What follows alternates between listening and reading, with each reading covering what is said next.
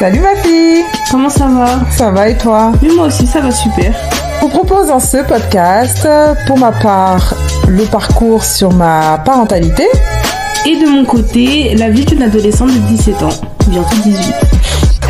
Nous allons aborder pas mal de sujets, donc sur la parentalité, sur l'enfance de ma fille, sur comment est-ce que j'ai vécu une grossesse, je sais pas si on peut dire précoce ou en tout cas très tôt. Et on espère que vous serez nombreux à nous suivre dans cette aventure. Bienvenue dans ce premier épisode dans lequel, pour ma part en tant que maman, je vais aborder ma grossesse à 21 ans. Et de mon côté, j'aborderai comment est-ce que je vis d'avoir une maman jeune. Donc, je suis tombée enceinte à l'âge de 20 ans. Je venais de terminer, entre guillemets, mes études. J'avais passé un BEP que j'avais eu.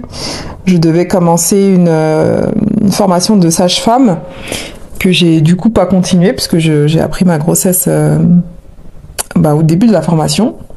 Donc j'ai pas continué. C'était une grossesse désirée, une grossesse voulue. Mon bébé, je le voulais. Et j'ai caché ma grossesse à mes parents pendant facilement 2 mois et demi. Et je me suis fait attraper parce que la CAF a envoyé un courrier en fait chez mes parents. Et ma mère a ouvert le courrier pensant que c'était à elle. Et donc voilà, donc j'ai été accueillie à la maison ce soir-là. C'était pas avec les bras ouverts en tout cas. Mais voilà, donc je vais pas forcément rentrer dans les détails, mais voilà, mes parents n'étaient pas forcément d'accord pour cette grossesse étant donné que j'étais jeune, que pour eux j'avais pas encore de travail, etc. Et voilà, donc ils n'étaient pas forcément d'accord. Est-ce que tu as songé à avorter Absolument pas. Moi, à partir du moment où c'était quelque chose de voulu, il était hors de question que je décide de t'enlever en fait. Donc mes parents ont suggéré, si on peut dire suggéré, cette option-là. Après, je les comprends aujourd'hui. Je les comprends dans le sens où pour eux, c'est pas forcément l'avenir qu'ils voyaient pour moi. Enfin, ils avaient peur, quoi. Ils se disaient, elle est enceinte, tout ce qu'elle voulait faire, elle pourra pas le faire. Enfin, c'était sur le coup, c'est vrai que tu comprends pas forcément, mais après, tu te dis c'était pas pour me faire du mal en fait, c'était plus pour me protéger. Donc voilà, donc la grossesse s'est très bien passée, voilà, avec le papa, une grossesse normale, en plus jeune, donc forcément encore pas mal d'énergie, je courais, enfin voilà. Tu voyageais beaucoup aussi. Voyager à l'époque, non, pas forcément. Non, parce que j'avais pas encore commencé à bosser à la RATP. Donc non. Donc une grossesse des plus classiques, qui s'est vraiment très très bien passée. Ensuite, il y a eu l'accouchement, pareil, qui s'est vraiment très bien déroulé. Et donc on va dire que je me suis rabibochée avec mes parents plutôt dans la grossesse, vers 5-6 mois, quand ils ont vu que j'étais déterminée, que de toute façon il n'y avait plus rien à faire, que j'étais motivée. Et donc la naissance, tout se passe bien, la petite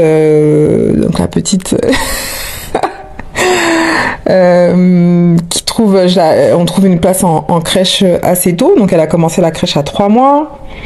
On va dire que j'ai été facilitée, dans le sens où j'avais les parents à côté. Il y avait également la tante de mon père,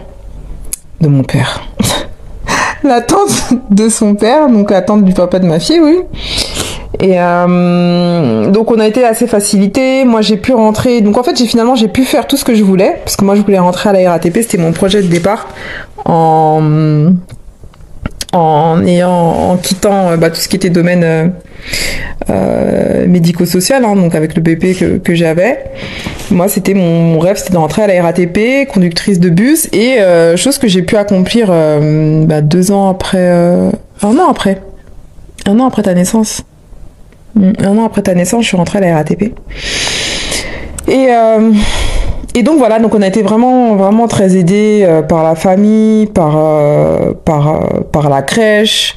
Après, il faut savoir aussi que en grandissant, le fait d'avoir été gardée par les gens de ma famille, ça m'a aussi un peu fait du mal parce que j'étais souvent séparée de mes parents.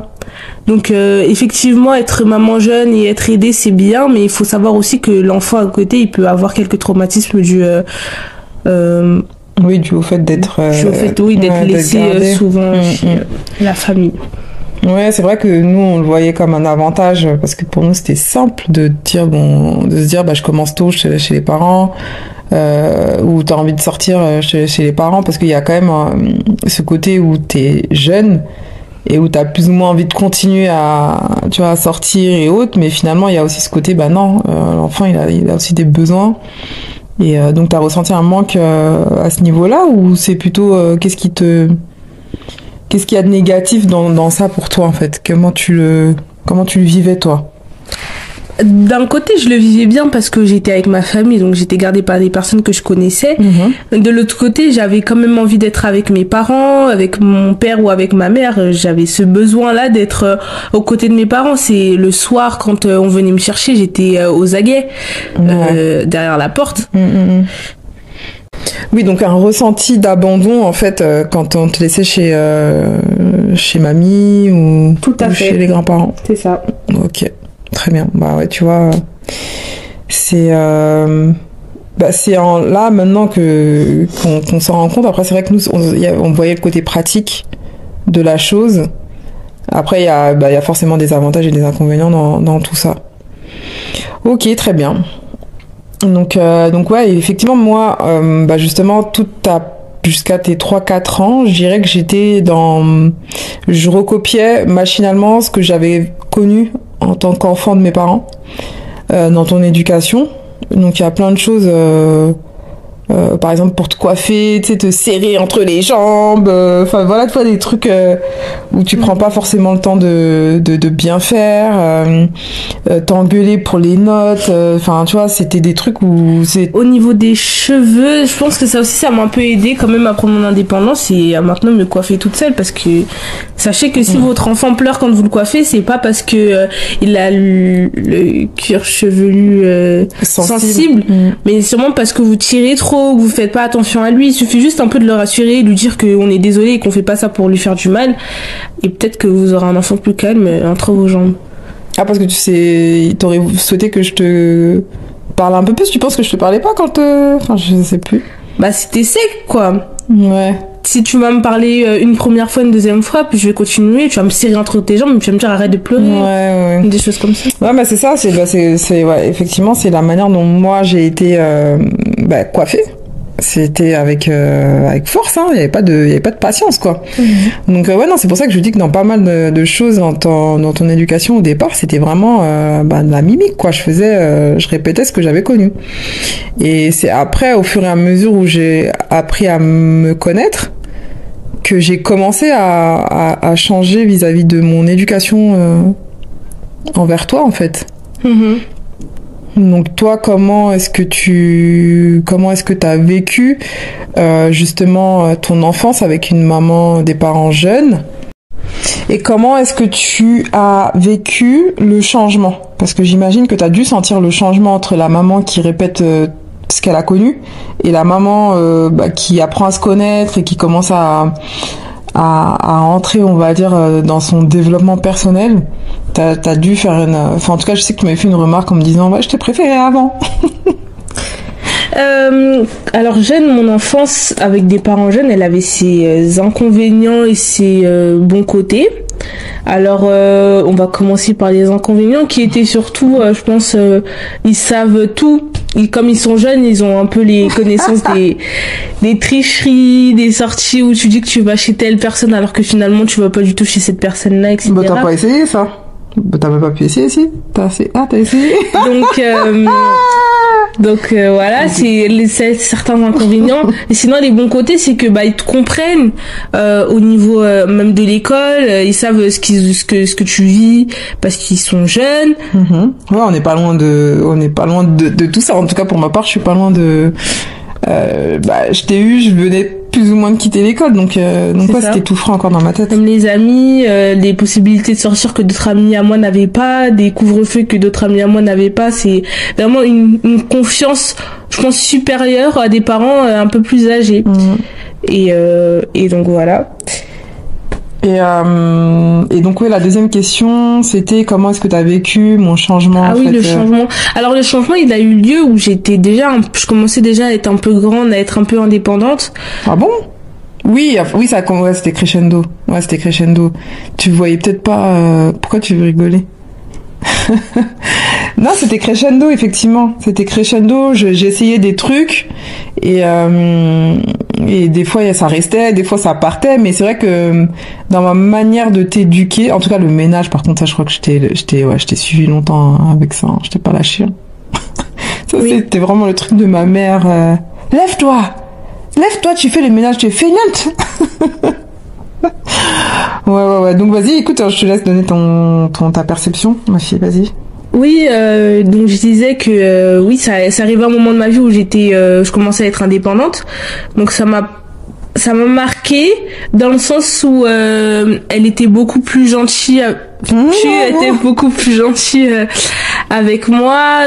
Ah bon, donc j'étais méchante avant.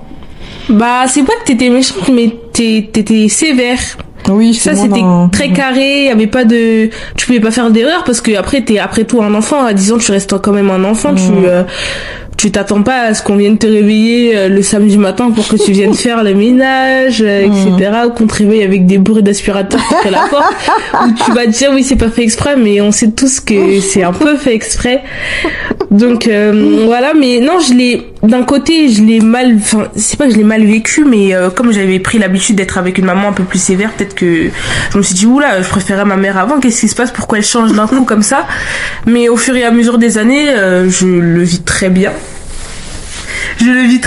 Et non, je suis heureuse que ma mère elle ait pu évoluer comme ça, parce que ça m'a aussi permis d'évoluer moi de mon côté, à l'école de me sentir mieux, dans ma vie tout court de me sentir mieux, et voilà. Ok. Oui, c'est vrai que en fait moi j'estime avoir grandi avec toi, hein. C'est-à-dire que 21 ans, mine de rien, je reste je suis dans la fin d'adolescence, début adulte. Et que en te voyant grandir, moi ça m'a permis de rectifier pas mal de choses dans ma façon de voir ma vie, de voir aussi la vie que je voulais que tu aies. En fait, je voulais pas qu'elle soit similaire à la mienne. En tout cas, je voulais pas faire un enfant pour que ce soit ma copie, quoi. Et surtout, je voulais pas faire un enfant pour que ce soit mon enfant, dans le sens où c'est à moi, t'es à moi, et donc tu seras celle que j'ai envie que tu sois. C'était pas ce que je voulais, et je pense que dans les débuts, justement, c'est ce que je commençais à faire. En me disant, non, je veux que mon enfant soit comme ça, ou je veux que mon enfant soit est-ce que moi je n'ai pas eu. Donc on peut penser que c'est positif, ce truc-là, cette manière de penser, je veux que mon enfant ait ce que je n'ai pas eu, mais en fait, je pense que l'enfant a des envies, des besoins propres à lui, en fait. Donc il y a pas à dire ouais, je veux qu'il ait ce que je n'ai pas eu, parce que c'est pas moi qui dois décider ce qu'elle doit avoir ou pas. Donc mais ça m'a pas pris d'emblée dès qu'elle est née, quoi. Et voilà, donc pour conclure, je dirais que avoir un enfant à 21 ans, pour ma part, ça m'a fait grandir. J'ai grandi avec elle. C'est une deuxième naissance que j'ai eue à la sienne, en fait, à sa naissance. Et que pour rien au monde, je regrette d'avoir eu un enfant aussi jeune, d'autant plus que c'était une grossesse désirée, une grossesse voulue. Et je suis bien contente d'avoir été au bout et d'être la maman de cette jeune et jolie jeune fille. Et moi de mon côté, je suis très heureuse d'avoir une maman jeune, parce que la complicité qu'on a actuellement, c'est une complicité que peu d'enfants ont avec leur maman. Et je suis très heureuse que tu sois ma maman, et je t'aime de tout mon cœur. Mon amour, moi aussi, je t'aime de tout mon cœur, mon amour. Voilà, donc on conclut sur ces belles paroles, ces beaux échanges. On se retrouve très bientôt. Très bientôt dans un prochain épisode. Dans un nouvel épisode. À très vite. À très vite.